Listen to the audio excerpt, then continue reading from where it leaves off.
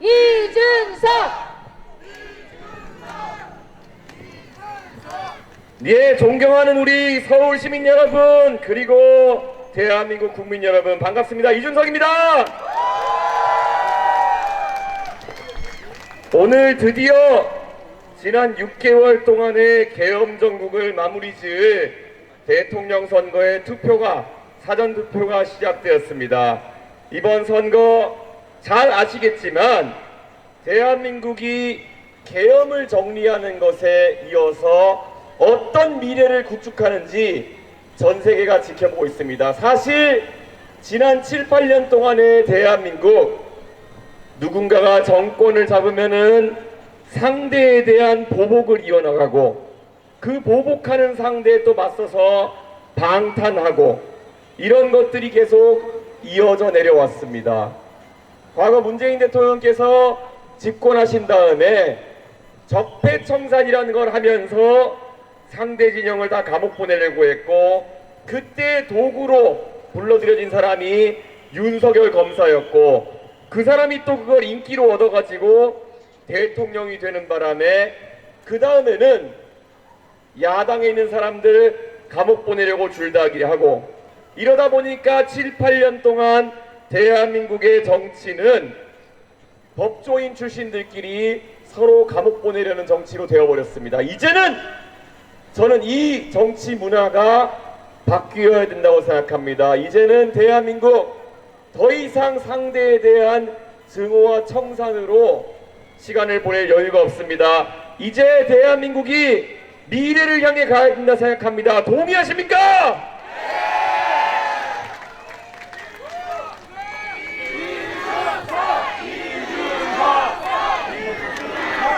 미래라고 하는 것은 우리 대한민국이 지금까지 지켜왔던 정신을 어떻게 이어나가느냐에 대한 문제라고 생각합니다. 저 항상 이야기했지만 여기서 20km 떨어진 서울시 노원구 상계동에서 어릴 때 태어나고 자라서 결국 대한민국의 중요한 가치 중 하나, 기회의 사다리라는 것을 밟으면서 올라왔습니다. 저희 아버지 어머니 지방에서 상경에서 저를 서울의 종점 4호선 종점에서 키우시면서 항상 꿨던 꿈이 있다면은 언젠가는 우리 가족이 조금 더 노력하고 조금 더 교육에 투자하고 조금 더 미래를 위한 준비를 하면은 대한민국의 중심부로 조금씩 올라설 수 있을 거라는 그 믿음이었습니다. 그래서 저희 어머니 아버지는 먹을 거 입을 거 좀 줄여서라도 미래에 투자했습니다. 그게 바로 저와 제 동생에 대한 교육이었습니다. 이게 제가 지금 대단한 이야기를 하는 것 같지만 사실은 여러분 모두가 알고 있는 우리나라의 모든 가정에서 일어났던 일이고, 그게 대한민국의 문화였습니다. 지금 기성세대가 미래 세대를 위해서 조금이라도 더 나은 것을 물려주려는 그 마음, 미래를 위해서 현재의 나의 것을 양보할 수 있는 마음, 그것이 대한민국이었다. 그렇기 때문에 광복 이후에 우리는 산업화를 이룰 수 있었고 민주화를 이룰 수 있었고, 이제 다시 한번 우리가 방향성을 잡아서 좌도 우도 아니고 앞으로 나가야 될 시점이다, 이렇게 생각합니다. 동의하십니까?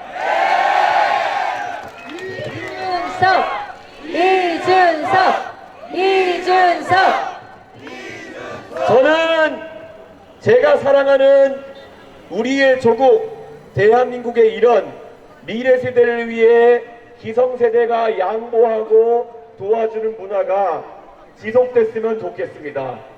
그런데 안타깝게도 최근에 국회에서 국민연금에 대한 합의를 한 거 보면은 저는 약간 절망했습니다. 이번에 합의된 국민연금 안이라는 것은 포장은 더 내고 더 받기라는 식으로 되어 있습니다. 언뜻 들으면은 손해보는 사람이 없는 구조 같습니다. 그런데 젊은 사람 기준으로 설명해 드리자면은 평생 5천만 원 더 내고 평생 2천만 원 더 받는 형태의 합의입니다. 젊은 사람 한 사람 한 사람이 3천만 원씩 평생 손해보는 구조로 합의를 해놓고 이것이 개혁이다 라고 하는 것을 저는 믿을 수가 없습니다. 그 3천만 원의 손해라는 것도 연금이 예상대로 가서 우리가 받을 수 있을 때 하는 이야기지, 지금 인구 구조의 변화를 보면은 아마 국민연금 몇십 년 뒤에는 지급 불능 사태에 빠질지도 모릅니다.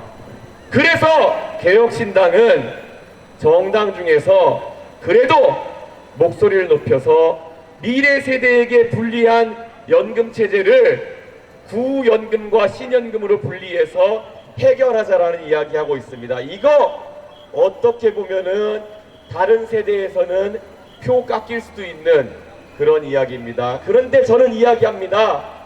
대한민국의 정신은 미래 세대에게 부담을 지우지 않는 것이 우리의 정신입니다. 저도 올해 나이 만으로 40이 됐습니다.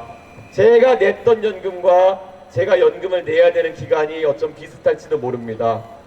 하지만 저는 여러분에게 약속합니다. 정치인으로서, 대한민국 국민 이준석으로서 국민연금의 개혁에 대해서 제가 더 부담을 지고 제가 더 내는 안에 찬성하겠습니다. 그리고 우리의 젊은 세대, 아직도 태어나지 않은 미래 세대에게 부담을 지우는 것을 하지 않겠다고 저는 이 자리에서 오늘 선언합니다. 여러분, 대한민국의 정신을 살리고 이어가는 이 길에 동참해 주시겠습니까? 이준석! 지난 3번의 TV 토론을 아마 많이들 보셨을 겁니다. 저는 그 TV 토론 과정 중에서 정책을 검증하는데 많은 시간을 썼습니다. 제가 물었던 거 기억나실 겁니다. AI 100조 투자하겠다고 상대 후보가 얘기했는데 어디에 투자하시겠냐, 몇 가지만 예를 달라. 근데 상대 후보가 답을 주저했습니다.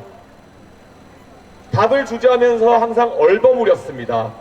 대한민국에서 100조라는 돈이면은 우리나라 국민이 5천만이기 때문에 여러분 한 사람 한 사람당 200만 원씩 투자하는 것과 마찬가지입니다.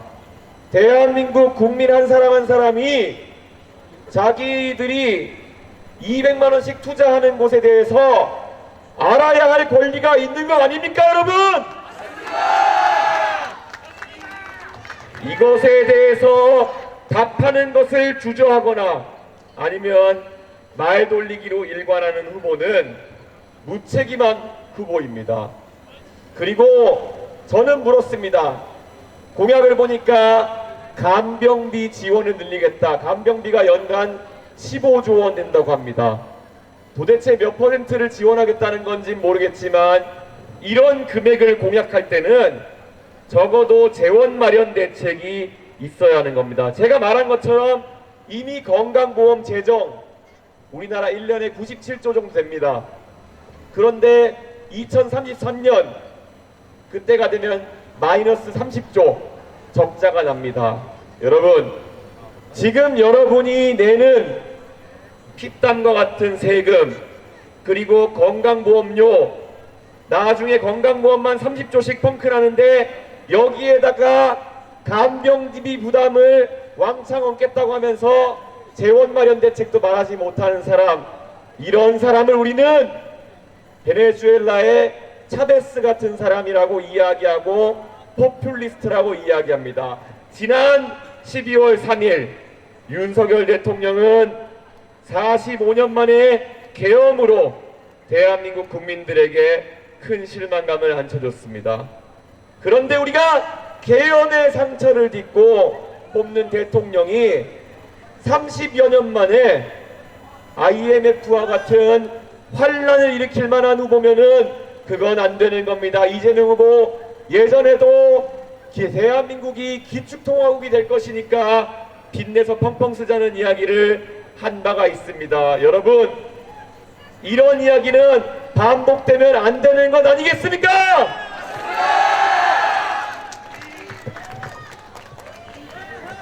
대한민국이 미래 세대에게 부담을 지우지 않고 우리 모두가 견실한 재정, 견실한 한 발짝 한 발짝을 내디딜 때 대한민국이 미래가 있는 겁니다.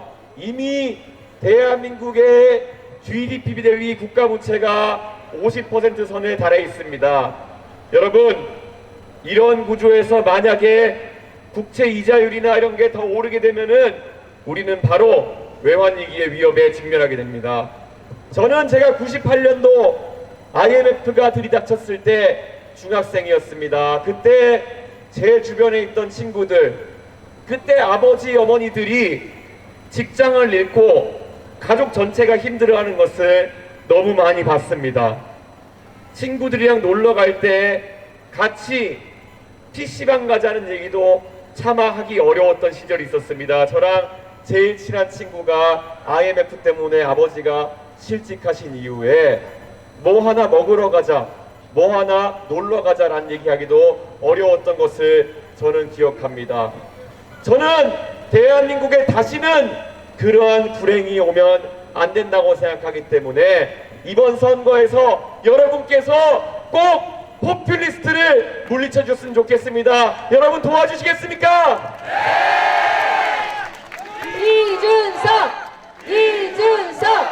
이준석!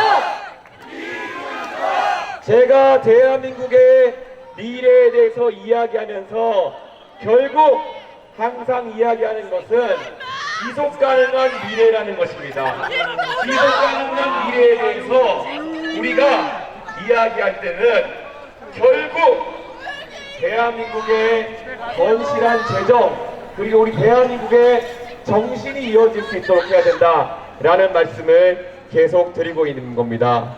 자, 이번 대통령 선거 이제 이미 투표가 시작되었습니다. 아직까지 투표를 안 하신 분들은 내일 사전 투표가 있습니다.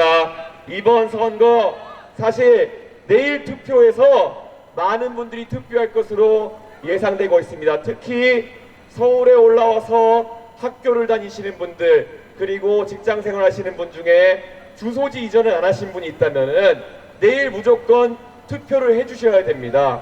본투표하기 위해서 주소지로 가시는 것은 너무 힘들지 않습니까? 아침 일찍이든 아니면 점심시간이든 퇴근하시고 나서든 투표장으로 꼭 가주십시오. 대한민국의 미래가 여러분 손에 달려 있습니다. 저는 여러분에게 선명한 미래로 가는 대한민국의 길을 보여드렸습니다. 대한민국이 5년 동안 파퓰리스트의 손에서 정체될지 아니면은 앞으로 나가는 선택을 할지 그 차이는 너무 큽니다. 5년이면은 많은 것이 바뀝니다. 지금 20대 중반이신 분은 30대가 될 것이고 30대 중반인 분은 40대가 될 것입니다. 여러분의 가장 찬란하고 화려한 시기일 대한민국이 5년을 어떻게 보낼 것인가, 그게 여러분의 인생에 미치는 영향은 정말 큽니다. 여러분의 소중한 한 표로 대한민국 바로 세워주십시오. 계엄 세력도 안 됩니다. 파퓰리스트도 안 됩니다. 오직 좌도 우도 아니고 앞으로 갈 수 있는 저 기호 4번 이준석에게 소중한 한 표 부탁드립니다.